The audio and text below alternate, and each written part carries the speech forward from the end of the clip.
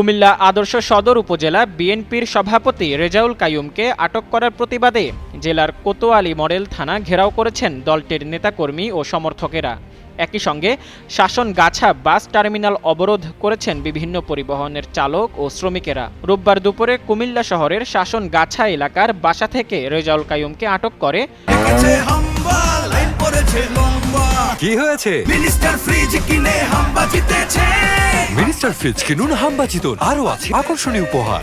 কোতোয়ালী model থানা ও জেলা পুলিশের গোয়েন্দা শাখার ডিবি সদস্যরা।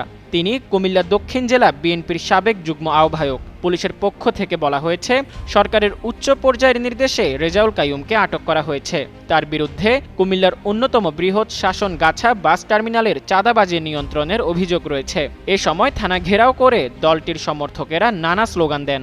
জানা গেছে, বেলা 2:30 পর্যন্ত নেতাকর্মী ও সমর্থকদের বিক্ষোভ অব্যাহত ছিল। এদিকে নেতাকর্মীদের নিয়ন্ত্রণে থানার প্রধান ফটক আটকে দিয়ে বাইরে অতিরিক্ত পুলিশ মোতায়েন করা হয়েছে।